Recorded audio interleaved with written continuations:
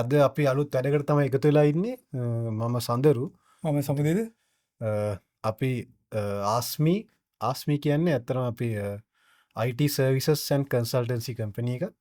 ඒත් එක්ක මේ වැඩේ ටිකක් අපිට වගේම ලංකාවටත් අලුත් වැඩක්. ඒ කියන්නේ ලංකාවේ සිංහල භාෂාවෙන් ටෙක් ස්පේස් එක ගැන, ටෙක් ලෝකයේ වෙන දේවල් ගැන අලුතෙන් වෙලා තින්නේ මොනවද, ඉස්සරහට වෙන්න යන්නේ මොනවද කියන එක ගැන පොඩක් කතා කරන්න තමයි අපි ලෑස්ති වෙන්නේ. ලංකාව ඇත්තටම අපි ඒක දකිනවා සෑහෙන අඩුයි. අපි ලංකාවේ ගොඩක් දකිනවා අර ප්‍රොඩක්ට් රිවිව්ස් ඒ වගේ දේවල් දකිනවා. හැබැයි අර ටෙක් ස්පේස් ස්පේස් එකේ වෙන්නේ මොනවද වෙන්නේ, මොනවද ඉස්සරහට වෙන්නේ, දැන් වෙන්නේ මොනවද, ඒ වගේ දේවල් ගැන පොඩි ඩිස්කෂන් එකක් ඔයාලා එක්ක බෙදාගන්න හදාගන්න තමයි අපි ලෑස්ති වෙන්නේ. එක්ස්පර්ට්ලා නෙමෙයි. expertsලා නෙමෙයි. අපි කියන්නේ අපි enthusiastලා. අපිට ටෙක් ගැන උනන්දුයි. අපි සෑහෙන කාලයක් තිස්සේ මේ ටෙක් ස්පේස් එකේ වෙන්නේ මොනවද, ලෝකේ ෆයිනෑන්ස් ටෙක් ඒ වල වෙන්නේ මොනවද කියන එක ගැන අපි ටිකක් ඇහැ ගහගෙන ඉන්නවා. ඉතින් ඒ දේවල් ඔයාලා එක්ක බෙදාගන්න තමයි අපි මේ channel එක පටන් ගන්න හිතුවේ. අපේ socials පල්ලෙහා තියෙනවා. පල්ලෙහා link වලින් ඔයාලට අපේ socials එක එකතු වෙන්න පුළුවන්.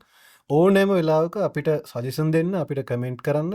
පල්ලෙහා කමෙන්ට් බොක්ස් එකේ ඔයාලගේ සජෙෂන් ඕනම දෙයක් දාන්න.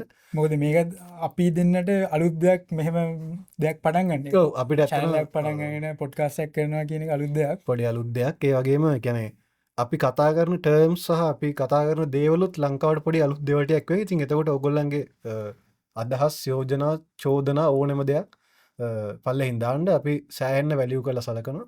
ආයිත් කියන්නේ අපේ සෝෂියල්ස් එක්ක එකතු වෙන්න අපි වැඩේ පටන් ගමු. අපි වැඩේ පටන් ගමු. හරි. පළවෙනි පොඩ්කාස්ට් එකේ පළවෙනිට අපි කතා කරන්න යන්නේ BYD එක ගැන.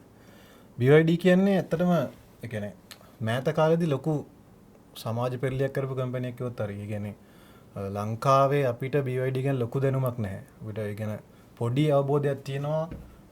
පාරිතොටේ සමහරක් වෙලාවට BYD එකක් දැකලා දෙන්න පුළුවන්. හැබැයි දැන් නම් කියන්න බෑනේ. බෑ.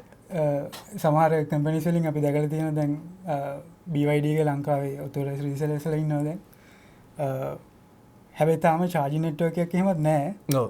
charging network එකේ ප්‍රශ්නේ ඇත්තටම ඒ කියන්නේ ලංකාවේ සියලුම EVs වලට ඒක තියෙනවා කියන්න පුළුවන්. ඒ කියන්නේ ලංකාවේ ඉන්ෆ්‍රාස්ට්‍රක්චර් තාම මේ මට්ටමට ඩෙවලොප් වෙලා නැහැ. සහ ලංකාවේ වගේම නෙමෙයි ඇත්තටම ලෝකෙටත් එක ගත්තත් සෑහෙන දුරකට එහෙම තමයි. BYD එක ගැන කතා කරන්න පටන් ගන්න සමුදිත මම BYD එක ගැන පොඩි විස්තර ටිකක් හොයාගත්තා. මෙහෙම ඒ කියන්නේ BYD එක අපිට නිකන් ෆොරින් වුණාට සහ ලෝකෙ ඇත්තටම ගත්තොත් එහෙම අපේ කියන්නේ වෙස්ටර්න් වර්ල්ඩ් එකටත් BYD තාම ෆොරින්. හරිද? අපි ඒක අමතක කරන්න හොඳ නැහැ. හැබැයි එතන තියෙන දේ තමයි කියන්නේ BYD එක සෑහෙන කාලයක් තිස්සේ මේ බැටරි මාකට් එකේ ඉඳලා තියෙනවා. ඒ කියන්නේ BYD කියන කම්පැනි එක පටන් ගන්න ඇත්තටම ලිතියම් අයන් බැටරි ප්‍රොඩියුස් කරන තමයි කම්පැනි එකක් විදිහට BYD පටන් ගන්න. ලිතියම් අයන් බැටරි වාහන වලද නැත්නම් වාහන සහ කන්සියුමර් ඉලෙක්ට්‍රොනික්ස්. ඒ කියන්නේ ලොකු ෆීල්ඩ් එක බැටරි මැනුෆැක්චරින් තමයි BYD එකේ පළවෙනි වෙන්චර් එක. හරිද? 1995 තමයි පටන් ගන්නේ වැන් චුවන් ෆූ නම නම් වැන් චුවන් ෆූ. ඒ කියන්නේ මම දන්න තරමින් එයාට තියෙන්නේ ෆයිනෑන්ස් බෑග්ග්‍රවුන්ඩ් එක. පස්සේ තමයි එයා මේ පැත්තට වෙන්චර්ලා තියෙන්නේ. මම හරියට දන්නේ ඒ ෆැක්ට් එක හරියටම නිවැරදි නෑ. මේ ඊළඟට 1995 තමයි මේ බෑග්ග්‍රවුන්ඩ් මේ බැටරි කම්පැනි එක පටන් ගන්නේ. Mobile phones and electronics. ඒ කියන්නේ සෑහෙන්නම ඕන් ඒ කියන්නේ ඇපල්ස්ලා පවා BYD ලගේ කස්ටමර්ස්ලා ඒ කියන්නේ දැනටත් කස්ටමර්ස්ලාද මම දැනටත් කස්ටමර්ස්ලා. ඔව් ඒ කියන්නේ ඇපල් සහ ඊට පස්සේ තේරෙයි කියන්නේ ටෙස්ලා පවා. ටෙස්ලා වලත් සමහර බැටරි පෝෂන් එක BYD ලා ප්‍රොඩියුස් කරනවා. ඒ කියන්නේ BYD ලගේ තියෙනවා මේ ඒගොල්ලන්ගේ අලුත්ම ප්‍රොඩක්ට් එකක් තමයි බ්ලේඩ් බැටරි කියන එක. ඒ කියන්නේ ලිතියම් අයන් බැටරි වල ඊළඟ ඉටරේෂන් එක වගේ තමයි ඒගොල්ලෝ බ්ලේඩ් බැටරි කියන එක සලකන්නේ.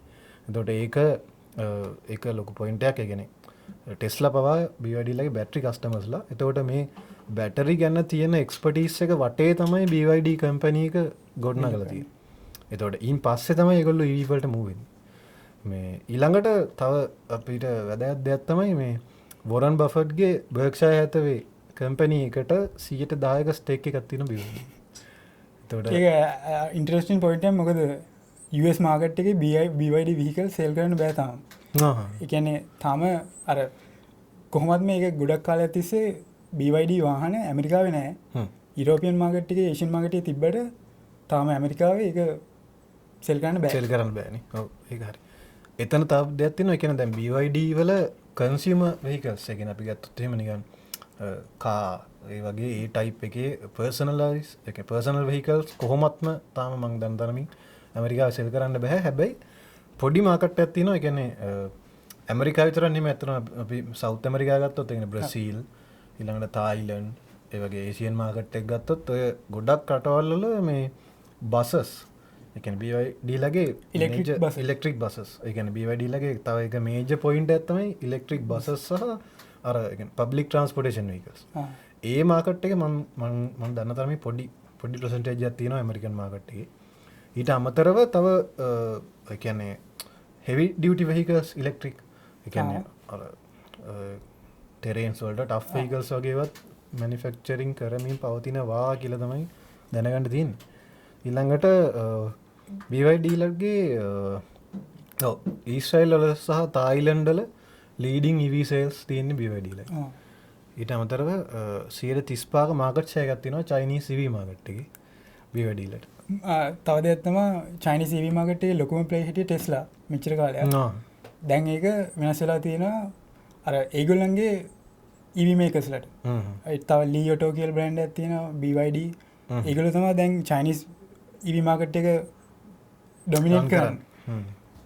දැන් ඒ මාකට්ස් ඩොමිනේට් කරන එක ගැන කතා කරද්දී ගිය අවුරුද්ද 2024 දී BYD කම්පැනි එක අර ටොප් EV මේකර් වුණා, ලාර්ජස්ට් EV මේකර් වුණා. ඒක කලින් තිබ්බේ ටෙස්ලා එකට. ටෙස්ලා දැන් බැහැගෙන යනවා. ලොකු බැස්මක් තියෙනවා. ඒක ගැන අපි කතා කරමු. හැබැයි ලාර්ජස්ට් EV මේකර් වෙන්නේ වාහන 4500ක් වගේ පොඩි ගානකින්. ඒගොල්ලෝ අර නිකන් අර නම ගන්න විතරයි ඒක ඒ ඇචීව්මන්ට් එක අරන් තියෙන්නේ.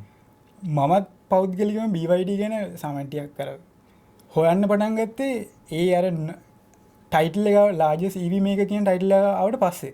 හරිද?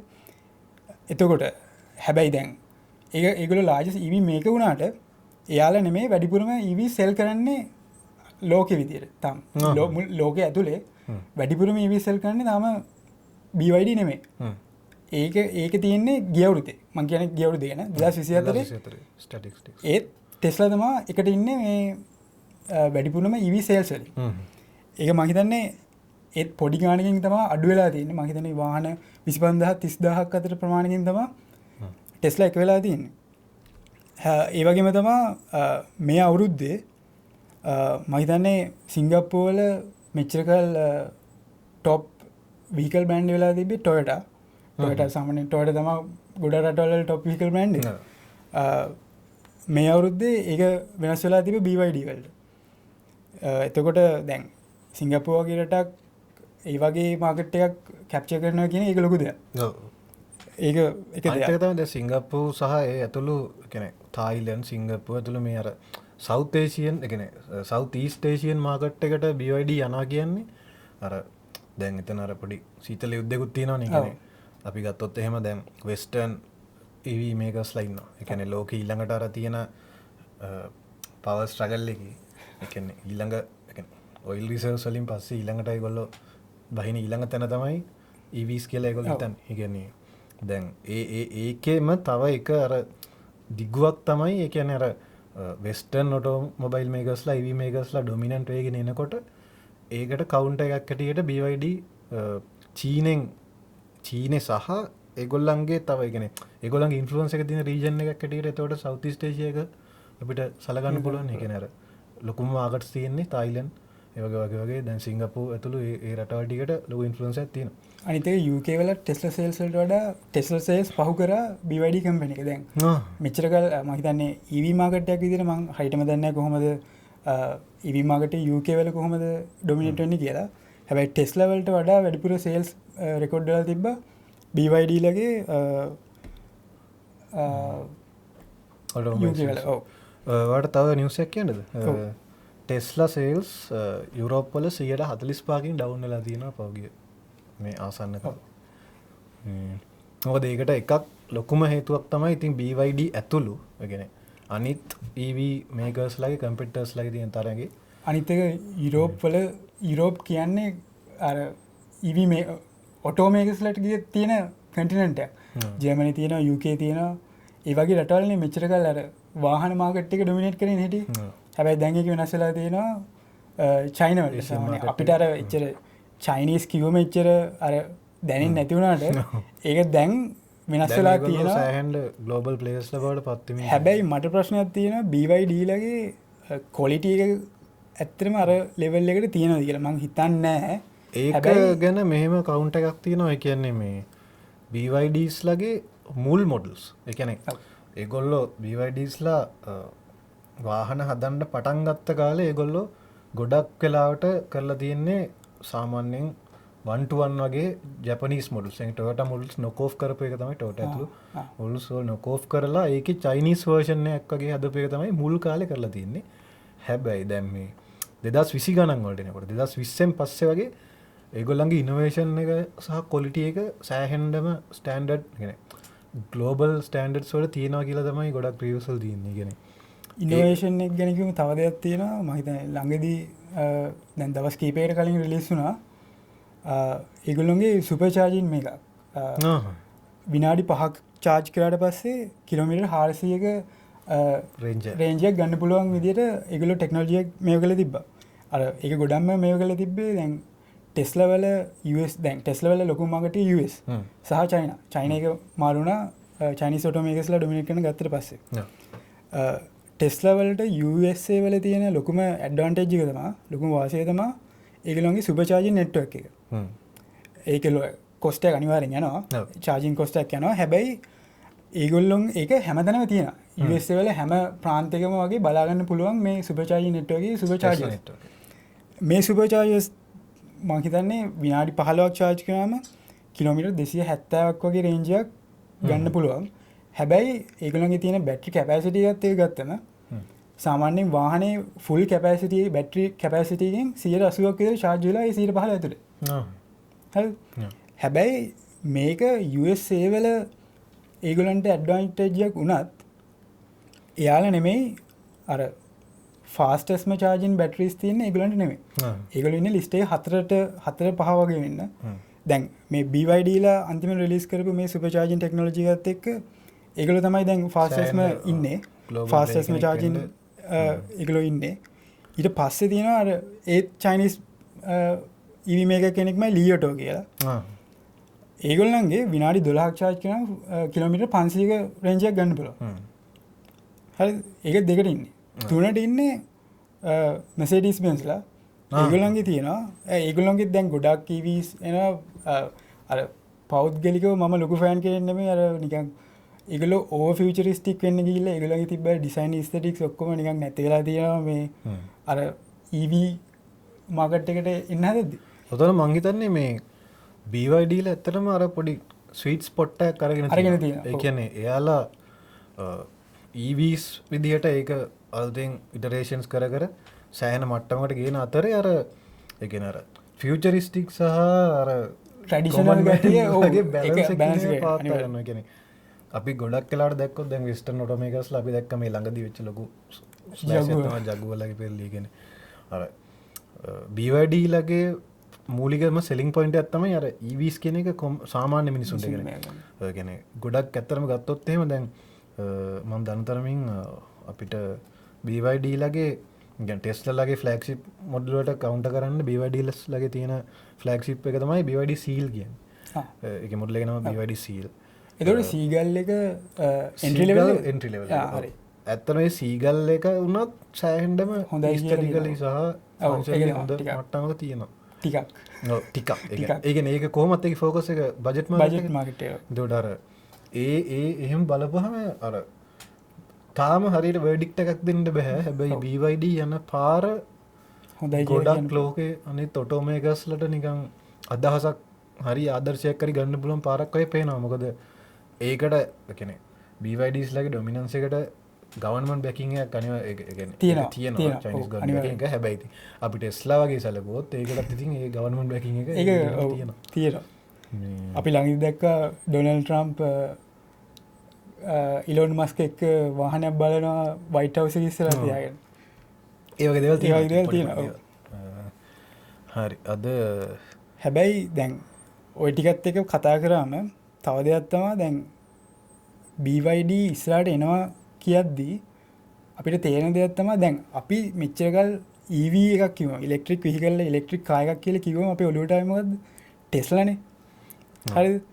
හැබැයි දැන් ටෙස්ලා ගොඩක් බැහැගෙන යනවා. ඔව්. බැහැගෙන යනවා කියන්නේ ඒගොල්ලන්ගේ වාහනවල ප්‍රශ්න තියෙනවා, ක්වොලිටි වල ප්‍රශ්න තියෙනවා. ගොඩක් ප්‍රසිද්ධ දෙයක් මේක ටෙස්ලා වල වාහනවල ක්වොලිටි කන්ට්‍රෝල් එකේ ප්‍රශ්න තියෙනවා කියන එක. අනිත් එක තමයි දැන් ඒ කියන්නේ මම ඒවා කියන එකට ඇඩ් කරන්න. ඒ කියන්නේ ටෙස්ලා වලට ටෙස්ලා කියන එකට ඉලොන් මස්ක්ගේ ප්‍රතිරූපයක් සෑහෙන්න බලපානවා. ඒ කියන්නේ ඔව්. එයා දේවල් කන්ට්‍රෝල් කරන විදිහට ඒක අනිවාර්යෙන් මේ එයා හැසිරෙන විදිහට කම්පැනි එක කොහොමද මේ වෙන්නේ කියන එක මේ වෙනවා. මොකද ඒ කියන්නේ ග්ලෝබල් ඔඩියන්ස් එකේ කම්පැනි එකක් විදිහට. විදිහට. ඔව් අනිවාර්යෙන්. දැන් ළඟදී මම දැක්ක බ්ලූම්බර්ග් එකේ රිපෝට් එකක් මේක කරලා තිබ්බා. ඒගොල්ලෝ රීසන්ස් තුනක් දාලා තිබ්බා මොනවාද ඇයි මේ ටෙස්ලා මෙහෙම වැටෙන්න මොනවාද තියෙන ප්‍රධාන හේතු තුන කියලා. හරිද? එතන එක හේතුවක් ඒගොල්ලෝ කියන්නේ ප්‍රොඩක්ට් ප්‍රොබ්ලම්ස්. ඒගොල්ලන්ගේ ටෙස්ලාගේ මොනවද වාහනවල තියෙන ප්‍රොබ්ලම්ස්. ඒගොල්ලෝ අන්තිමට රිලීස් කරපු මේක තමයි මොඩල් එක තමයි සයිබර් ට්‍රක් එක. සයිබර් ට්‍රක් එක හැමෝම දන්නවා අර අමුතුම ඩිසයින් එකක් තියෙන්නේ. ඒක අමුතු කියන්නේ වියර්ඩ් ඩිසයින් එකක්. ඒක සෑහෙන මීම්ස් වලට සෑහෙන මීම්ස් වලට තියෙනවා. අනිත් ඒකේ ගොඩක් සේෆ්ටි ප්‍රශ්න තියෙනවා. මොකද පෞගී කාලේ අපි දැක්කා ඔය Twitter වල එහෙම සෑහෙන ට්‍රෙන්ඩින් වෙච්ච දෙයක් තමයි සයිබර් ට්‍රක්ස් ගිනි ගන්නවා. ඒ කියන්නේ බැටරිස් ගිනි ගන්න ප්‍රශ්න ඇවිල්ලා. ඊට පස්සේ ඒ වගේ අර ඒ ප්‍රොඩක්ට් එකේ ඊට පස්සේ පැනල් ගැප්ස්. පැනල් ගැප්ස් කියන්නේ අපි වාහනවල පැනල් ගැප්ස් කියන්නේ පැනල් ගැප්ස් තිබිලා තියෙනවා. ඒ වගේ අර සයිබර් ට්‍රක් එක කොච්චර හයිප් වුණත් ඒ හයිප් එකට සාධාරණයක් ඉටු කරන්න තරම් ප්‍රොඩක්ට් එකේ ඉච්චර කොල්ඩයක් නෑ කියන එක දෙයක් තියෙනවා. ආගියුමන්ට් එකක් ඇදීගෙන යනවානේ. අනිත් එක තමයි ටෙස්ලාගෙන් දෙන ෆෝල්ස් ප්‍රොමිසස්. දැන් ටෙස්ලාගේ මම හිතන්නේ 2017 විතර රිලීස් වුණා රෝඩ්ස්ටර් කියන මොඩල් එකක්. ඒක රිලීස් වුණේ 2017 නෙමෙයි. ටෙස්ලා කම්පැනි එක පටන් ගත්තේ මේ ටෙස්ලා රෝඩ්ස්ටර් කියන මොඩල් එකත් එක්ක. ඒකේ දෙවෙනි වර්ෂන් එක තමයි මේ ඉලොන් මස්ක් 2017 රිලීස් කරා. මම හිතන්නේ ඩොලර් ලක්ෂ 2.5ක් විතර. 2017 රිලීස් කරනකොට ඒගොල්ලන්ගේ අර ප්‍රියෝඩර්ස් කෝල් කරලා තිබ්බා. ප්‍රියෝඩර්ස් කෝල් කරාට පස්සේ ඩොලර් 50,000ක ඩිපොසිට් එකක් තියලා තිබ්බා. මම හිතන්නේ ලක්ෂ ගාණක් විතර මේක කරලා තිබ්බා. අර ප්‍රසිද්ධම මේක තමයි MKBHD YouTube එයා හැමදාම කියනවා එයාත් ප්‍රියෝඩර් කරලා තිබ්බා. හැබැයි අද දැන් මේ වෙනකොට 2025 දී ටෙස්ලා රෝඩ්ස්ටර් එක ගැන කිසිම සඳහනක් නැහැ. ඒගොල්ලන්ගේ මාකටිං මැටීරියල්ස් වලත් ඒගොල්ලන්ගේ කන්ෆරන්සස් වලත් කිසිම සඳහනක් නැහැ. අන්තිමට තිබ්බ මේකක්. හැබැයි එතනදී අමුතු වාහන කීපයක් රිලීස් වුණා. සයිබර් කැබ් එකයි ඊට පස්සේ අර ඒගොල්ලන්ගේ රොබෝලා ඒගොල්ලෝ. දැන් එතකොට මේ බ්ලූම්බර්ග් රිපෝට් එකේ හැටියට එක හේතුවක් තමයි ප්‍රොඩක්ට් එකේ තියෙන ප්‍රොබ්ලම්ස්. ප්‍රොඩක්ට් එකේ තියෙන ප්‍රශ්න. ඊළඟ එක තමයි කම්පිටිෂන් එක. BYD අනිත් කම්පිටිටර්ස්ලාගෙන් තියෙන කම්පිටිෂන් එක. ඊළඟ හේතුව තමයි ඉලොන් මස්ක්ගේ පොලිටික්ස්. මොකද දැන් එයා මම දන්න හැටියට ගොඩක් නිවුස් වල මේක ගියා. එයා කලින් හිටිය ටෙස්ලා ෆැක්ටරි එක තියෙන ටෙක්සස් වල ටෙක්සස් වලින් රීලොකේට් කරලා තිබ්බා වොෂින්ටන් DC වලට. වොෂින්ටන් DC කියන්නේ වයිට් හවුස් එක තියෙන්නේ එහෙනේ. එයා නිතරම ඉන්නවා වයිට් හවුස් එකේ. එයාගේ අර පොඩි පුතත් එක්ක අර ඕවල් ඔෆිස් එකේ ඉඳගෙන අර එක ඩිස්කෂන්ස් වලට එනවා. එතකොට මේ ඉලොන් මස්ක්ගේ පොලිටික්ස් එක්ක ලොකු බලපෑමක් තියෙනවා. මොකද ඉලොන් මස්ක් ඉන්නේ ට්‍රම්ප්ගේ පැත්තේ. දැන් ට්‍රම්ප්ට ඡන්දෙ නොදීපු කට්ටියක් ඉන්නවා. ඒ කට්ටිය ඉලොන් මස්ක්ට කැමති නැහැ. සරල දෙන. එතකොට ඒකේ බලපෑමක් ඉතින් ඉලොන් මස්ක්ගේ සීලම් ප්‍රොඩක්ෂන් වලට ටෙස්ලා වලට වෙනකම්ම ඒ කතන්දරේ තියෙනවා. අනිත් එක තමයි දැන් මේක අර නිකන් පොඩි බැස්මක් නෙමෙයි ටෙස්ලා වල මේක. සෑහෙන ලෝකෙම කතා වෙච්ච නේ සෑහෙන කියන්නේ. මේ වෙච්ච නිවුස් එක. මොකද ඒගොල්ලන්ගේ සහ රෙවෙනියු හැමතිස්සෙම ඒගොල්ලන්ට පාඩු වෙච්ච. ඒගොල්ලන්ගේ මාකට් කැපිටලයිසේෂන් එක අඩු වෙලා තියෙන 148කින් වගේ. 148ක් කියන්නේ කම්පැනි එකෙන් භාගයක් නෑ. ඒක උනේ ළඟදී මේ සති ගාණක් ඇතුළත වෙච්ච දෙයක්. එතකොට අර JP Morgan බැංක් එකෙන් රිලීස් කරලා තිබ්බා එක රිපෝට් එකක්. ඒගොල්ලෝ ප්‍රෙඩික්ට් කරලා තිබ්බා 2025 වෙනකොට දැන් මම හිතන්නේ ගිය අවුරුද්දේ 2024දී BYD කම්පැනි එක වාහන වාහන යුනිට්ස් මිලියන 4.2ක් විතර මේව කළ තිබ්බා. ඒගොල්ලෝ ප්‍රෙඩිට් කරනවා 2025 වගේ වෙනකොට ඒක මේ අවුරුද්ද ඇතුළත මිලියන 5.5ක් වගේ වෙයි කියලා. 2026 වෙනකොට මිලියන 6.5කට වගේ යයි කියලා ඒගොල්ලෝ ප්‍රෙඩික්ට් කරනවා. ප්‍රෙඩික්ෂන් එක. එතකොට දැන් ඒවත් එක්ක දැන් ඇමරිකාවෙම තියෙන ප්‍රධාන පෙළේ බැංකු වලින්, ඒ කියන්නේ Bloomberg, JP Morgan වලින් කම්පැනිස් වලින් කියනවා නම්, ඕගනයිසේෂන් වලින් කියනවා නම් මෙහෙම මේකක් තියෙනවා කියන එක ඒක අර මාකට් එකටත් බලපානවා. මොකද මාකට් එකේ ඉන්න මිනිස්සුනේ. මිනිස්සු මේකට ඉන්වෙස්ට් කරලා දැන් කම්පැනි එක වැටෙනවා, ඒගොල්ලන්ගේ ස්ටොක් ප්‍රයිසස් වැටෙනවා, ඒගොල්ලෝගේ දාපු පෝට්ෆෝලියෝස් වල වැලියුස් අඩු වෙනවා.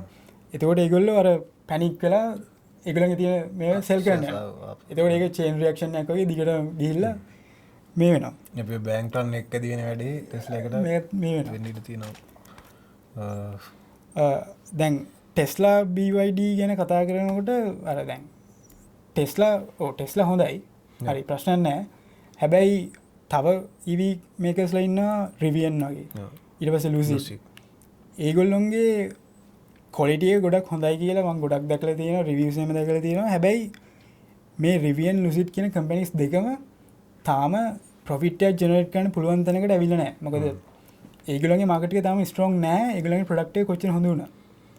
ඔව් අර ඒ කියන්නේ දැන් Rivian Lucid ගොඩක් ගත්තොත් එහෙම අර ඒගොල්ලෝ සෑහෙන දුරකට බේසිකලි නිකන් ප්‍රොටෝටයිප් වේකල්ස් වගේ නේ ඒගොල්ලෝ ලොන්ච් කරන්නේ. Rivian නම් දැන් නෑ නේද? Rivian ටිකක් මාස් මාකට් එකට යනවා. Lucid නම් ටිකක් එහෙම තමයි යන්නේ. තාම ටිකක් ඒ වගේ තමයි. හැබැයි අර ඒ කියන්නේ Rivian ලා මාකට් එකට එන්න වෙනකොට දැන් Tesla ගත්තොත් එහෙම Tesla ලා කම්පිටිටිව් ඇඩ්වාන්ටේජ් එකක් තිබ්බනේ ඒගොල්ලෝ පළවෙනියට මාකට් එකට එන්න කියලා. දැන් එනකොට මාකට් එක සෑහෙන දුරකට ෆ්ලඩ් වෙලා තියෙන්නේ BYD ඇතුළු අනිත් චයිනීස් ඔටෝමේකර්ස්ලා සහ තව සෑහෙන ඔටෝමේකර්ස්ලා කියන්නේ සාමාන්‍ය ලෙගසි ඔටෝමේකර්ස්ලා වුණත් දැන් EV පැත්තට යනවනේ. එතකොට ඒ වෙනකොට අර ඔටෝ EV ඔටෝමේකර් කෙනෙක් කියන එකේ තියෙන අර වැලියු එක දැන් අඩු වෙලා තියෙනවා. අඩු වෙලා නෙමෙයි. අර ඒ කියන්නේ ඒක බෙදලා ගිහලා තියෙනවා. යුනික් නෑ වගේ. එහෙම දෙයක් වේගෙන යන වගේ එකක් තියෙනවා. එතකොට අර ඒ කම්පැරිසන් එක සෑහෙන්න අමාරුයි. ඉතින් මේ පොඩි කම්පැරිසන් වලට එක දිගේ පෞද්ගලික මතයේ විදිහට ඔයා සාමාන්‍යයෙන් හොඳයි කියලා දකින්න බ්‍රෑන්ඩ් එකක් මොකද EV වලින්? Tesla, Rivian, Lucid, BYD, Legacy Automakers. ඔයා සාමාන්‍යයෙන් ඔයා බෙට් කරන්නේ ඉතින් මොන ඔප්ෂන් එකද? මේමයි මට ඒ කියන්නේ මම ඒකේ ක්වොලිටි එක හෝ ඒ කියන්නේ වාහනේ පර්ෆෝමන්ස් එක ගැන මට ලොකුවට එහෙම ප්‍රෙඩික්ට් එකක් දෙන්න බෑ. හැබැයි මට ප්‍රෙඩික්ට් කරන්න පුළුවන් ඒ කියන්නේ ඊළඟ අවුරුදු අපි හිතමු ඊළඟ අවුරුදු 5 කියලා. ඊළඟ අවුරුදු 5 වගේ ඇතුළත දැන් ටෙස්ලා වගේ ඔටෝමේකර්ස්ලා අපිට රීච් වෙනවට වැඩිය වේගකින් BYD අපිට රීච් වෙනවා. ඒ කියන්නේ ගොඩක් ශ්‍රී ලංකා කියන්නේ අපි ගත්තොත් සහ ඒ කියන්නේ අපි වගේ රටවල් ගත්තොත් එහෙම ලෝකේ මේ රීජන් එකේ අපි BYD එකට යන්න තියෙන probability එක වැඩි මාස් මාකට් එක Tesla එකට Rivian එකට යනවට වඩා. ඒකට අර fossil fuel වලින් ඉලෙක්ට්‍රික් වලට චේන්ජ් වෙනකොට යම් මොහොතක කොයි හරි වෙලාවක අපි මෙහෙ වෙනවා කියලා ප්‍රකල්පනය කළොත් ඒ චේන්ජ් එකේදී BYD කියන එක ලොකු සාධකයක් වෙයි. හැබැයි දැන් EV මාකට් එකට ලංකාව වගේ රටක් සම්පූර්ණයෙන්ම EV වලට හැරෙන්න ලංකාවේ ඉන්ෆ්‍රාස්ට්‍රක්චර් තාම හරි නෑ නේද? ඔව් ඒක තමයි මම කියවර යම් මොහොතක කියලා. ඒ කියන්නේ තව සෑහෙන දුර අපිට යන්න තියෙනවා. හැබැයි ඒක නිකන් සමහරක් වෙලේ ඒක ඉන්එවිටබල් වෙයි නේද? ඒ කියන්නේ මේ කියන්නේ ඒක මම කියන්නේ ඉස්සෙල්ලාම ලංකාවේ කියලා කියලාත් ඒ කියන්නේ මේ යන රේස් එකේදී යම් කාලෙකින් අපි දන්නේ අවුරුදු 15කින් හෝ 10කින් එතකොට මං හිතන්නේ BYD ලා ගැන බෑන්ක් කරන්න පුළුවන් වෙයි අපිට ටෙස්ලා වලට වැඩිය කියලා හිතනවා මට. මොකද අපිට ඒ කියන්නේ අපි ගත්තොත් අපි මෙහෙ සැලකුවා. දැන් ඔය කම්පැනිස් දෙක නිසා තව කම්පැනිස් වලට පාඩු වෙලා තියෙනවා. මොකද Nissan වගේ කම්පැනි එකක් Nissan කියන්නේ තිබ්බ ගොඩක් ස්ට්‍රෝං වීකල් බ්‍රෑන්ඩ් එකක්. හැබැයි දැන් ඒගොල්ලෝ අර ඒගොල්ලන්ගේ තිබ්බ ග්‍රවුන්ඩ් එක නැති වෙලා තියෙනවා. ඒගොල්ලෝ Honda එක්ක මේ වෙලාව පාර්ට්නර්ෂිප් එකක් කරගෙන දැන් ඊතර කතන්දර ගොඩක් තියෙනවා. ඔව් අපි ඒ ගැන ඉස්සරහට කතා කරමු දවස් ගණන්. කොහොමද ඒ කියන්නේ දැන් Toyota ගත්තොත් එහෙම Toyota කියන්නේ සාමාන්‍යයෙන් ඕනෑම නිකන් ඒක තමයි වාහන බ්‍රෑන්ඩ් බේසික් වාහනය කියන්නේ ටොයට එකක්න හැබයි ටොයටත් තමන්ගේ ග්‍රවන්් එක ටිකටික නැති කරගෙනමින් යනවා එකනර මේ ඒවී චේන්ජකට ඇඩප්ටෙන්ට පරක් වෙච්ච හැබැයි ඒගොල්ලෝ අර හොඳ තැනක නැද්ද ඒගොලෝ වැඩිපුර මේ ෆෝගස් කන්නේ හයිබ්‍රිඩ් මාකට්ටික නිසා එකන මේ කාලෙදී ඒගොල්ලෝ යම් සීට් ස්පොට්ටක් ගන්නවන්න පුළුවන් ටෝට එකන හයිබ්‍රිඩ් කියන තැනද සාටෝට හයිබ්‍රිඩ් මනිෆෙක්ච කරා සෑහන කාලෙකින්ද දිදාහ විතර එකන සමන් 2003 වගේ ඉඳන් ඉන්න එක ඒගොල්ලො තාම කරක යන හැබැයි BYD සහ අනිත් චයිනී සොටමේකස්ලා අල්ලන්නේ ටොයටට පස්සේ ස්ටෙප් එක කියලද මට ගෙන අරගෙනුත් තීගාවට එනදී අපි කතා මිසාට කතා ඊළඟට අපි කතා කරමු ඒයි හාඩ්ඩයාගෙන ඒ හඩ්ඩයගෙන කතා කරන සෑම් දේවල්ට තියෙනවා මොකද ගියවුද්ද සෑන හයිපය හැදිසි දෙත්තම යයි හඩ්ඩයා කියන්න දැන් ඒකේ ප්‍රධානම ප්‍රඩක්ටයක් වුණේ හිවමෙන් ඒයි පින්න එක කියන මේ හිවමෙන් කියන්නේ අවුරුදු 2017 විතර පටන්ගත්පු කම්පැනි එක එක පටන්ගත්තේ ඇපල් එක හිටපු කලින් හිටපු එක්සිකියුටිව් ලස දෙන්නේ ඒ දෙන්න වැඩ කරේ අර ඇපල් එක වදකට කියන කන්සිවම ඉන්ටර්ෆේස් ටීම එක තමයි එකගල වැඩ කර තිබේ ඒ දෙන්න යටතේ විශේෂම මේ ඉම්රාන් චෞදරී පටන්ගත ඉම්රාන් චෞදරී යාගේ වයිෆ්න ඒ දෙන්න ඇපල් එක ඉඳලා ඊට පස්සේ අයින් වෙලා මේ හිවමෙන් කියන කම්පැනි පටන් ගත්තා ඉම්රාන් චෞදරී යටතේ මම හිතන්නේ පේටන්ට්ස් තියෙනවා 1500කට වැඩිය එයා අර එච්චරවලත් තියෙනවා එච්චරවලත් තියෙනවා එයාගේ ලින්ක්ඩින් එකට ගියාට පස්සේ වෙබ්සයිට් එකේ දාලා තියෙනවා එයාගේ පේටන්ට්ස් වලට යන්න අපිට ඒක බලන්න පුළුවන්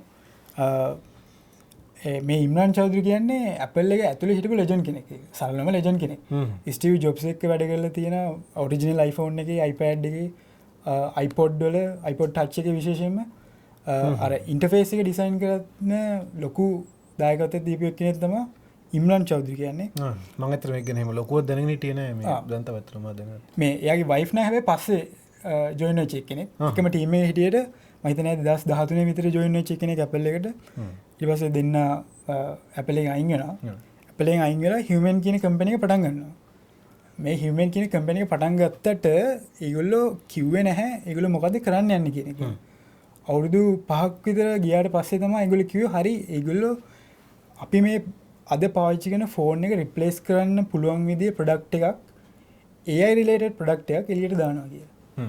ඒගොල්ලෝ එතකන් අර නිකන් ගෝස්ටින් වගේ පීරියඩ් එක තමයි හිටියේ මේ හරියට දෙයක් කිව්වේ නැහැ ඒගොල්ලෝ මොකද කරන්න යන්නේ කියන එක ගැන. කොහොමද හියුමන්ලා ගැන කම්පැනි එකක් කඩේටත් හියුමන් ගැන දැනගත්තේ AI පින් එකේ ලොන්ච් එකට පස්සේ. ඔව්. ඒ කියන්නේ දැන් අපිට සාමාන්‍යයෙන් ගත්තොත් එහෙම නිකන් ජෙනරල් අන්ඩර්ස්ටෑන්ඩින් එකක් තියෙනවානේ මේ කම්පැනිය මොනවද පර්සිව් කරන්න කියලා. හැබැයි හියුමන් ගැන එහෙම තිබ්බේ නැහැ අතට. ඔව්. හියුමන් නිසා තව එකක් තියෙනවා අපි ඊළඟට කියනවා. ඔය කතා කරමු. දැන් මේ හියුමන් AI පින් එක මම හිතන්නේ රිලීස් වුණේ 2024 ජනවාරි වල වගේ. ඒක රිලීස් වෙද්දී ඒගොල්ලෝ ප්‍රයිස් එක තිබ්බේ $800ක් 799ක් $799 ප්ලස් මාසෙකට තව සබ්ස්ක්‍රිප්ෂන් එකකුත් එක්ක. ඒකෙන් මේ AI පින් එක කරේ පොඩි ෂර්ට් එකේ පොඩි මේකක් ගහගන්න තියෙන්නේ. ඒගොල්ලන්ගේ ඩිවයිස් එක ෂර්ට් එක ගහගන්න බලන් පොඩි ඩිවයිස් එකක්. හැබැයි ඒක අර ප්‍රොඩක්ට් එකක් විදියට ගොඩක් හොඳට ඩිසයින් කරපු හොඳට ඉගෙන හොඳ ප්‍රොඩක්ට් එක කමෙන්ට්ස් ගොඩක් තිබ්බා කියන්නේ ප්‍රොඩක්ට් එක ක්වොලිටි ඉන්ජිනියර්. ඒ කියන්නේ හොඳ සොලිඩ් ප්‍රොඩක්ට් එකක් ප්‍රොඩක්ට් ඩිසයින් පැත්තෙන් ගත්තොත්. හැබැයි ෆන්ක්ෂන් එකේ තමයි ෆන්ක්ෂන් එකේ තමයි ප්‍රශ්නේ. පොඩි නෙමෙයි ලොකුම ප්‍රශ්නේ තියෙන ෆන්ක්ෂන් එකේ. අනිත් එක AI පින් එකට අපු එක ලොකු කමෙන්ට් එකක් තමයි අර ඒක දැන් මෙහෙම ටක් කරාට පස්සේ මොකක් හරි වෙරබල් එකට ඒකේ බැටරි එක ගොඩාක් ලොකුයි. ඒ කියන්නේ අර කියන්නේ බැටරි එකත් එක්ක AI පින් එක ගත්තාම අර ඒකේ weight එක සෑහෙන්න වැඩි කියලා. ඊට පස්සේ ඇඳුම මේ fall off වෙනවා එතනින්. ඒ කියන්නේ ඒකට තව වෙනම ඒ කියන්නේ ඒක සම්බන්ධයෙන් තව ප්‍රශ්න ගොඩක් ආවා. ඒ කියන්නේ ටක් ගාලා බැටරි එක බහිනවනේ. ඒක ඉතාලම පොඩි වෙලාවයි බැටරි එකේ පවර් එක තියෙන්නේ. ඒතකොට අර දැන් මේගොල්ලෝගේ ඒ කියන්නේ ෆෝන් එකට මොබයිල් ෆෝන් එකට ඕල්ටර්නේටිව් එකකට නම් මේ ගේන්නේ ඒකේ අර දවසකට ඒකෙන් පාවිච්චි කරන්න පුළුවන් ප්‍රමාණය කියන එක ඇත්තටම අරකට රිප්ලේස්මන්ට් එකක් වෙන්න බෑ. එහෙම නැතුව ඒක නිකන් පොඩි අපි දවසම තියන් ඉන්නවා නම් කොහොමද එහෙම දෙයක් පොඩි ටීසර් එකක් හැටියට ඒක වැඩ කළා වැඩක් නැහැ නේ. ඒ ප්‍රශ්නෙත් ආවා. හැබැයි දැන් AI පින් එක රිලීස් කරද්දි පොඩි හයිප් එකක් ආවා ඇත්ත. පොඩි ලොකු හයිප් එකක් ආවා.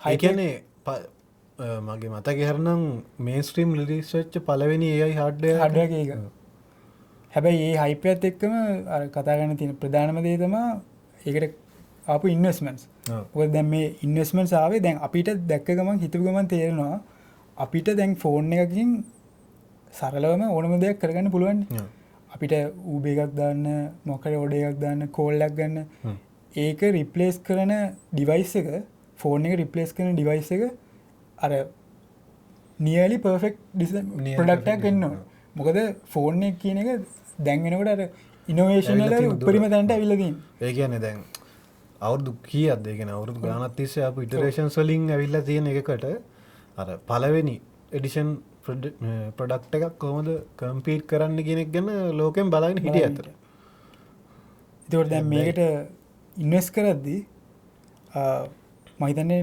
ඩොල මිලියන 230-250 අතර ප්‍රමාණයක් ඉන්වස් කරලා තිබ්බා ඇතරම ඉන්වස් කරේ දැන් ප්‍රඩක්ටයක් විදියට එක අපිට තේරෙනවා එක ෆ්ලොප්පයක් වෙන්න යන්න කියලා හැබැයි දැන් එකට ඉන්වස් කරද්දී ඉන්වස් කරයි මේ ටීම් එකට දිසා ඇතුළු ක්‍රඩිබිල්ටිකට ඒ ක්‍රඩිබිල්ටියට සෑහන වැලුවක් තිබිල තියෙන මොකද එක නිසා තම ඇන්රිසන් හොරවිටස් කියල තියෙන වෙන්ච කපිටල් ෆර්මයක් තියෙන සාමාන්‍යෙන් ලෝක තියෙන ලොකුම වෙන්ච කපිටල් ෆර්ම්සල එකක් ඇන්රිසන් හොරවිටස් කම්පන ෆර්ම් එකෙන් ඉනස් කල තිබ්බා මේකට හිමන් කම්පැනි එකට ඊට අමතර සෑමෝල්මන් පව යාගේ පර්සනල් ෆන්ඩින්සලින් කම්පැනිකට මේ කළ තිබ්බා හැබැයි ගිය මාස වෙනකොට ඒක විකුණවා කම්පැනික හිමන් කම්පැනික විකුණවා ඩොල 120-115 වගේ ඩොල මිලියන 120 ඔය මුදලකට දැයිට ඒගොල්ලෝ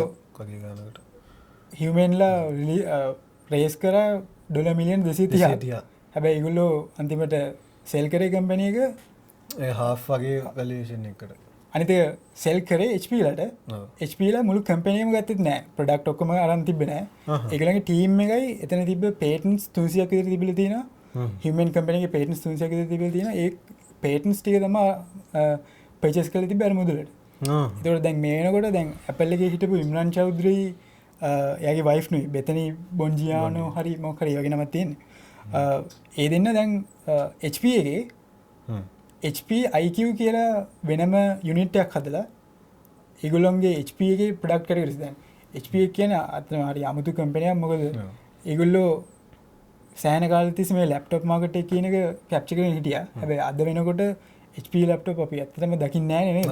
අපි ගොඩක් MacBooks තියෙනවා ඊට පස්සේ Asus ඒ වගේ HP කියන්නේ ඇත්තටම කියන්නේ ඔය මීට සාමාන්‍යයෙන් අවුරුදු 20කට 25කට කලින් IBM වගේ ඊළඟට පස්සේ ආපු ඒ කියන්නේ ඒ කාලෙම තමයි කියලා. ඒත් එක්කම ආපු ඊළඟ දැවැන්තය තමයි HP. අපි පොඩි කාලේ අපිට හොඳට මතකයි කියන්නේ HP කම්පියුටර්ස් තමයි කම්පියුටර් එකක් වගේ HP. හැබැයි අද වෙනකොට ඒගොල්ලෝ එතනින් පොඩ ඈත් වෙලා තියෙනවා.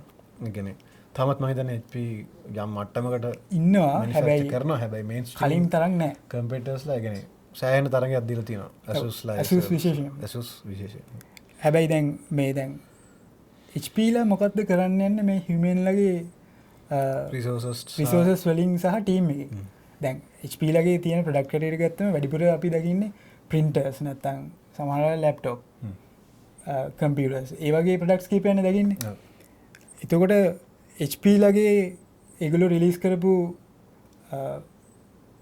නිවුස් ආටිකල් එකේ තිබ්බේ එයාලගේ ප්‍රොඩක්ට් කැටගරි එකට HPලගේ ප්‍රොඩක්ට් ලයිනප් එකට මේ AI කියන එක කොහොමද ඉන්ටග්‍රේට් කරන්න කියන එක ගැන නිකන් රිසර්ච් කරන්න සහ ඒක ඉම්ප්ලිමන්ට් කරන්න තමයි මේ ඉම්රාන් චෞධරි ඇතුළු ටීම් එක ගත්තේ කියන එක. HP එකට ගත්තේ. ඒකෝට දැන් මෙතන හොඳම දේ තමයි මේ හියුමන්ලා ඇත්තටම අර වැඩ කරගෙන ගියපු කාලේ ඒගොල්ලෝ දිගටම ප්‍රොඩක්ට් රිලීසස් දලා සොෆ්ට්වෙයාර් අප්ඩේට්ස් දී මේව කරගෙන ගියපු දවස්වල ඒගොල්ලොන්ගේ වැලුවේෂන් එක තිබ්බ ඩොලර් බිලියනයක් විතර උඩට ඇවිල්ලා. හැබැයි ඒ වෙනකොට ඒගොල්ලොන්ගේ ප්‍රොඩක්ට් එක ෆ්ලොප් එකක් වෙලා ඉවරයි. ඔව්.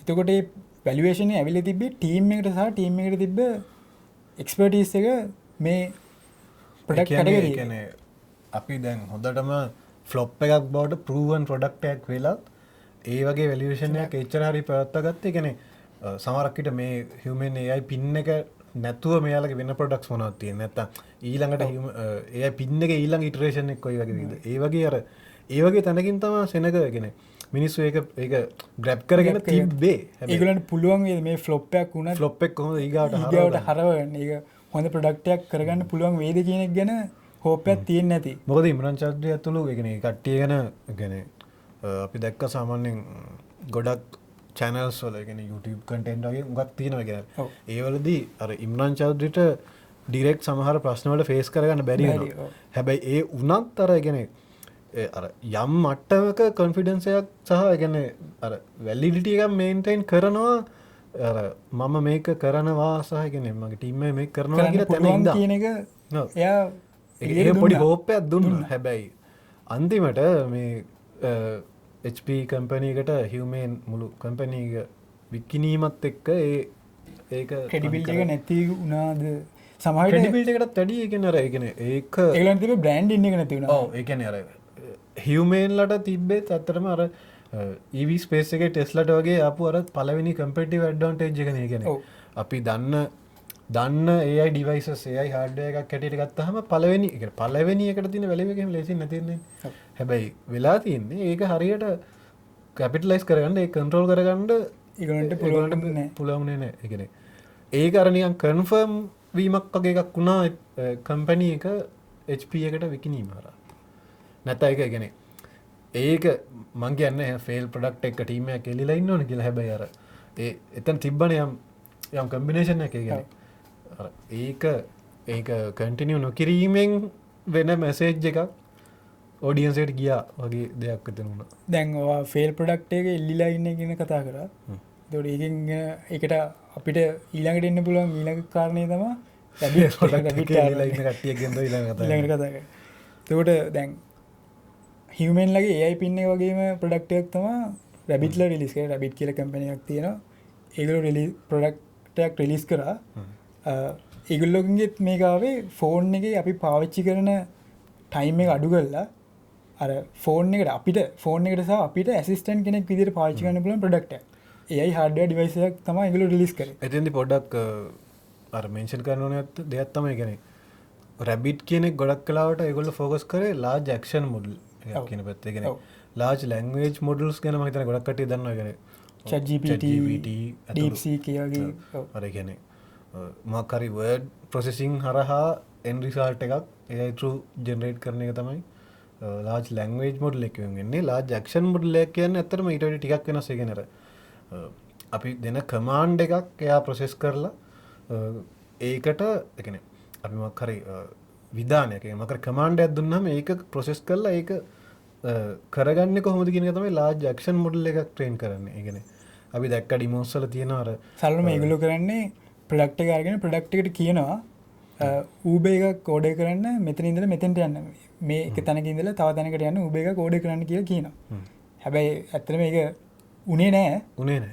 ඒ large action model එක වෙන්න ඕන දේ තමයි ඒක. ඔව් ඒ කියන්නේ ideal බලාපොරොත්තුව තමයි ඒක. හැබැයි එතන උනේ මෙහෙම දෙයක්. ඒ කියන්නේ දැන් අපි අර AI පින් එක ගැන කතා කරා වගේම තමයි. ඒ කියන්නේ Rabbit R1 එකත් මුලින්ම මේගොල්ලෝ රිලීස් කරේ මොබයිල් ෆෝන් එකකට රිප්ලේස්මන්ට් එකක්. එතකොට රිප්ලේස්මන්ට් එකක් නෙමෙයි ඒක ඩිස්ට්‍රැක්ෂන් එකක් කිව්වොත් හරිද? ඩිස්ට්‍රැක්ෂන් ඔව් සමහර විට ඔය එක තමයි. ඒ කියන්නේ අර වෙන මොකක් හරි අයිට වැඩිය අපේ attention span එක දැන් කොහොමද ෆෝන් එක කියන්නේ අපි දවසෙන් වැඩිපුර කාලයක් ගත කරන ගන්නේ. ඒගොල්ලන්ගේ ප්‍රශ්න වෙලා තිබ්බේ අපි වැඩිපුර කාලයක් ෆෝන් එකේ ඉන්නවා. ඒ ටයිම් එක අපි අඩු කරන්න ඕනේ. ඒකට ඒ ප්‍රශ්නෙට සොලියුෂන් එකක් විදිහට තමයි ඒගොල්ලන්ගේ Rabbit R1 කියන AI හાર્ඩ්වෙයාර් එක රිලීස් කරේ.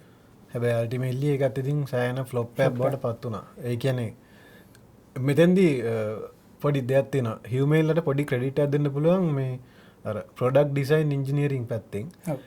මොකද Rabbit R1 එකට ආපු කමෙන්ට් එකක් තමයි මට මතක හිටියේ Rabbit ප්‍රොඩක්ට් එක ඩිසයින් කරේ මේ සෑහෙන හොඳ කම්පැනි. ටීනේජ් ඉන්ජිනියරින් කියන සෑහෙනම රැඩිකල් නිකන් අර ලොකු වෙනස්කමක් තමයි නතින් එකේ ෆෝන් නතින් කම්පැනි එකේ ෆෝන් ඩිසයින් කරන්නේ සහ මැනුෆැක්චරින් කරන්නේ ඒගොල්ලෝ. හැබැයි අර Rabbit R1 එකේ චීප් ෆීලිං බිල්ඩ් ක්වොලිටි එකට සහ අර ඒ කියන්නේ ඒක ස්ක්‍රෝල් වීල් එකක් වගේ දෙයක් තියෙනවා මෙනු එක through ස්ක්‍රෝල් කරගෙන යන්න ඒවා අර එක්ස්පෙක්ටඩ් බිල්ඩ් ක්වොලිටි එකේ තිබ්බේ නැහැ කියන එකට කන්සර්න් එකක් ආවා. මම කිව්වේ අර AI පින් එක ඒ පැත්තෙන් සෑහෙන්නම හොඳ ස්ටෑන්ඩඩ් එක තිබුණා කියලා අපු කමෙන්ට්ස් වලට.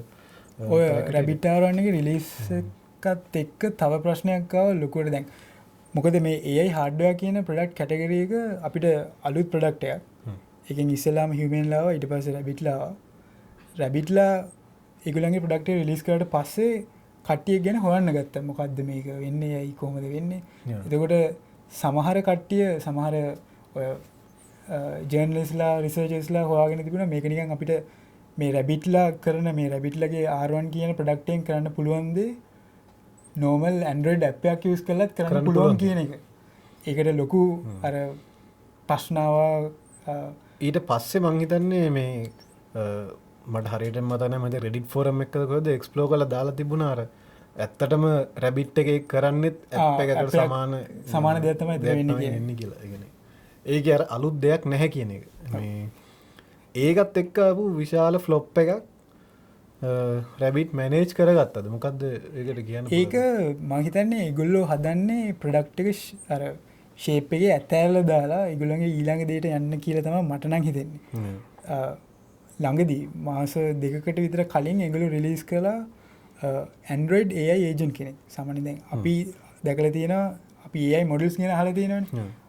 chat GPT වගේ AI models තියෙනවා. ඒකට AI agent කෙනෙක් කියන්නේ මොකක් හරි තියෙන ටාස්ක් එකක් කරන්න පුළුවන් විදිහේ AI ප්‍රෝග්‍රෑම් එකක්. සරලවම කතන්දරයක මම ටෙක්නිකල් ඩීටේල්ස් වලට යන්න නැතුව කියන්නේ මේගොල්ලෝ රැබිට්ලා රිලීස් කරලා තිබ්බා AI agent කෙනෙක්. අර ඒගොල්ලන්ගේ ප්‍රොඩක්ට් එක රැබිට් R1 කියන ප්‍රොඩක්ට් එකෙන් කරන්න පුළුවන් දේ මේ ඒජන්ට් හරහා සරල මේක Android app එකක්. Android app එකක් වගේ එකක්. ඒ දෙක අපිට සමාන කරන්න බෑ. ඒක Android app එකක්ම කියලා. ඒ වගේ දෙයක් රිලීස් කරලා තිබ්බා. හැබැයි ඒක තාම ජෙනරලි අර පබ්ලිෂ් කරලා නැහැ. බීටා ටෙස්ටිං version එකක් වගේ රිලීස් කරලා තිබ්බා. හැබැයි ඒත් එක්කම Motorola කම්පැනි එකකිනුත් ඒ වර්ගයේම ඊට සමාන AI agent කෙනෙක් රිලීස් කරලා තිබ්බා CES එකේදී. Consumer Electronics Show එකේදී. මේ අවුරුද්දේ. එතකොට එතන අපි දැකපු රිවීස් වලින් ලොකුවට ආපු දේ තමයි ඒගොල්ලොන්ගේ Motorola-ගේ තිබ්බ large action model එක AI agent එක Rabbit-ලගේ AI agent එක සෑහෙන්න හොඳයි කියන එක. එතකොට හැබැයි තාම ඒකත් CES එකේදී රිලීස් කරපු CES එකේදී රිලීස් කරපු ප්‍රොඩක්ට් එකක්. CES එකේදී රිලීස් කරන ප්‍රොඩක්ට් එකක් අපිට කියන්න බෑ ඒක අනිවාර්යෙන්ම එනවා කියන එක. මොකද ඒකේ තියෙන්නේ ගොඩක් අර කම්පැනි එකට ඒගොල්ලෝ මොනවද කරන්නේ? ඒගොල්ලෝගේ මොනවද තියෙන concepts? ඒගොල්ලෝ අනාගතයේදී මොනවද කරන්න යන්නේ කියන එක ඊට දාන්න තමයි CES කියන show එක තියෙන්නේ. එතකොට අපිට හිතන්න බෑ අපිට කියන්න බෑ Motorola මේ අනිවාර්යෙන්ම මේක රිලීස් කරයි කියන එක. එතකොට හැබැයි රැබිට්ලට ලොකු කොම්පිටිෂන් එකක් හදනවා කියන එක පැහැදිලි. ඔව්. අනිත් එක තමයි ඒත් එක්කම දැන් මේ AI ඒජන්ට්ස්ලා මේ Motorola රැබිට්ලා රිලීස් කරන AI ඒජන්ට්ස්ලා රිප්ලේස් කරන්න පුළුවන් ඔය අපේ ෆෝන්ස් වල තියෙන AI ඇසිස්ටන්ට්ස් ලාගේ. දැන් Apple එකේ තියෙන Siri කියලා. ඒක ටිකක් අවුල්. Siri කියන AI ඇසිස්ටන්ට්ස් ඇත්තම චර ලොකුවට හොඳ නැහැ. හැබැයි දැන් ඊට අමතරව Android ලගේ ගත්තම Gemini තියෙනවා ඒගොල්ලන්ගේ AI assistant විදියට. ඒක සාමාන්‍යයෙන් ටිකක් හොඳයි. අපිට සාමාන්‍යයෙන් දෙයක් කරගන්න පුළුවන්. අපිට මොකක් හරි ෆොටෝ එකකට මොකක් හරි තැනකට පෙන්නලා මේක මොකක්ද කියන එක මේව කරොත් ඒ කියන්නේ යම් අදහසක් ගන්න පුළුවන්. හැබැයි අනිත් කම්පියුටර්ස්ලා කියන්නේ Apple ලා සහ Android කියන්නේ Apple කියන්නේ ඒගොල්ලන්ගේ iOS එක හරහා යන කම්පැනි එක. Android කිව්වම එතන ලොකු මාකට් එකක් තියෙනවා. එතන තව ගොඩක් කම්පියුටර්ස්ලා ඉන්නවා. ඒකට එහෙම ගත්තම මේ Motorola සහ Rabbit-ලා කරන්න යන දෙයට ලොකු තැනක් එයිද කියන. මොකද දැන් මේ දෙගොල්ලම Rabbit සහ Motorola කියලා දෙගොල්ලම තාම ඒක ඉම්ප්ලිමන්ට් කරලා නැහැනේ. හැබැයි මේ අපි දැනට යූස් කරන ෆෝන් වල iPhone වල හරි Android ෆෝන් වල හරි අපි ගාව ඒ ඇසිස්ටන්ට්ලා ඉන්නවා. සහ ඒ කියන්නේ දැනටමත් ඒ ඇසිස්ටන්ට් through සෑහෙන්ඩ දෙයක් කරගන්න අපිට පුළුවන්. ගන්නවා සහ ඒ ඩේටා මත ඒගොල්ලෝ තව ඉටරේෂන්ස් කරනවා කරගන්න පුළුවන්. එතකොට අර එතෙන්දි කොහෙද අපි අර විදියට කතා කරන වෙනමම ඒජන්ට් කෙනෙක්. එයා ඒජන්ට් කෙනෙක් අවශ්‍ය දේ සහ ඒක කොතෙන්ද යන්නේ කියන එක ගැන ප්‍රශ්නයක් තියෙනවා. ඉස්සරහට තමයි බලන්න වෙන්නේ. අනිත් එක හැබැයි රැබිට්ලා මං හිතන්නේ දැම්ම ෆෝන්ස් වල Android ෆෝන් වලට හරි iPhone වලට හරි ඒගොල්ලන්ගේ AI ඒජන්ට් රිලීස් කරයි කියලා. හැබැයි ඒගොල්ලෝ අනිවාර්යෙන් ඒගොල්ලන්ගේ ප්‍රොඩක්ට් එක රිලීස් කරලා ඉඳී මොනවා හරි කරන්න කලින්. ඔව්. ඒතකොට දැන් අපි Siri ගැන කතා කරා. Siri ගැන අනිවාර්යෙන් කතා කරන්න ඕනේ. මේ Siri කියන්නේ Apple ලගේ තියෙන AI assistant. ඒගොල්ලෝ Apple ලා අන්තිම රිලීස් කරපු ෆෝන් එක තමයි 16 කියන 16 lineup එක. Apple ලා ඒක රිලීස් කරනකොට ඒගොල්ලෝ ඒක මාකට් කරේ Apple ලා ඒක මාකට් කරේ ඒ ෆෝන් එක හදලා තියෙන්නේ මේ Apple AI වල. AI ෆෝකස් කරලා තමයි මේ ප්‍රොඩක්ට් ලයින්අප් එක එළියට දුන්නේ කියන එක. හැබැයි අද වෙනකොට ඒගොල්ලෝ ඒ වෙලාවේ Apple ලා ඒ වෙලාවේ ප්‍රොමිස් වෙච්ච ප්‍රොමිසස් ඒ කියන්නේ AI පැත්තෙන් ඒගොල්ලොන්ගේ ෆෝන්ස් වලට විශේෂයෙන්ම 16 ලයින්අප් එකට දෙනවා කියලා දීපු ෆීචර්ස් තාමත් සෑහෙන කාලයක් release වෙලා නැහැ. තාම රිලීස් වෙලා නැහැ. ඒගොල්ලෝ ළඟදී Apple ලා ළඟදී නිවුස් එකක් දාලා තිබ්බා ඒගොල්ලෝ 2026 වෙනකන් මේජර් ඉම්ප්‍රූව්මන්ට්ස් කරන්නේ නැහැ, මේජර් ඉම්ප්‍රූව්මන්ට්ස් රිලීස් කරන්නේ නැහැ කියලා ජර්නල් පබ්ලික් එකට මේ AI සම්බන්ධයෙන්. ඒකෝට දැන් මේකත් එක්ක ලොකු ප්‍රශ්නයක් වෙනවා. මොකද ඒගොල්ලෝ 16 ලයින්අප් එක 16 ලයින්අප් එක 16 ලයින්අප් එක ඒගොල්ලෝ market කරේම this is Apple intelligence කියලා. එතකොට ඒගොල්ලෝ ඒක රිලීස් කරන්නේ නැත්නම් ඒගොල්ලන්ට තාමත් ඒක රිලීස් කරන්න බැරි නම් දැන් ඒගොල්ලන්ගේ ඊළඟ Apple ලගේ ඊළඟ ලයින්අප් එකත් රිලීස් වෙනවා මේ සැප්තැම්බර් වෙනකොට. එතකොට මේ අවුරුදු සැප්තැම්බර් වෙනකොටත් ඒ ප්‍රොමිසස් දෙන්න බැරි නම් ඒතර ප්‍රශ්නයක් වෙලා තියෙනවා. දැන් එතකොට එතන ෆෝල්ස් මාකටිං නේ. මේ ෆෝල්ස් මාකටිං කියන ප්‍රශ්නයත් එක්ක එක ලෝ ෆර්ම් එකක් Apple ලට විරුද්ධව නඩු මාර්ගයට බැහැලා තියෙනවා. ඒක ගැන කතා කරන්න ඕනේ. හැබැයි එතන පොඩි ට්‍රෙන්ඩ් එකක් දකින්න පුළුවන්. මොකද මේ Apple ලට විරුද්ධව මේ ලීගල් ඇක්ෂන්ස් ගත්ත කම්පැනි එක ලෝ ෆර්ම් එක ක්ලාක්සන් ලෝ කියලා ෆර්ම් එකක්. ඒගොල්ලොම තමයි OpenAI එකට සහ Google ලට මේ ඒගොල්ලන්ගේ AI practices මේ Google එකයි OpenAI කියන කම්පැනිස් වල මේ AI practices කොහොමද ඒගොල්ලන්ගේ AI models train කරන්නේ, කොහොමද ඒවට data ගන්නේ, data collect කරන්නේ කොහොමද කියන එක ගැන තියෙන ප්‍රශ්න එක ප්‍රශ්න කරපු legal firm එක තමයි මේක. ඒකට අපිට අර පොඩි cash grab එකක් ඔය බලා ගන්න පුළුවන්. මොකද අර market එක hype එක තියෙනවා. එතන ඒගොල්ලොත් යන්නේ කියන එක පොඩි ප්‍රශ්නයක් තියෙනවා. අපි ඒ ගැන ඉස්සරහට කතා කරමු. ඔව්. ඊළඟ එපිසෝඩ් එකකින් තව මොකද එතන කතා කරන්න තව ගොඩක් දේවල් තියෙනවා. ඔව් ඒ කියන්නේ AI hardware ගත්තොත් AI hardware සහ ඒ ගැන කතා කරගෙන යනකොට ඊළඟට කතා කරන තියෙන ලොකු මාතෘකාවක් තමයි මේ language models සහ action model. ඒ කියන්නේ ChatGPT, DeepSeek ඒ වගේ කම්පියුටර්ස් වලට මොකද වෙන්නේ සහ වෙමින් යන්නේ කියන එක අපි ඒක ඊගාව එපිසෝඩ් එකේ ඒ ගැන කතා කරමු. නෑ ඊළඟ සතිය මොනවද කරන්නේ? මොනවා ගැනද ඇත්තටම කතා කරන්නේ? දැන් DeepSeek කියලා කිව්වට DeepSeek ගැන මේ ඊළඟ සතිය අපිට Nvidia ගැන කතා කරන්න ඕනේ. මොකද Nvidia සෑහෙන hype එකකින් ඉඳලා තියෙනවා. ඒගොල්ලන්ගේ ප්‍රොඩක්ට්ස් සහ CEOs එක්ක ප්‍රශ්න දෙකක් තියෙනවා. ඒක අද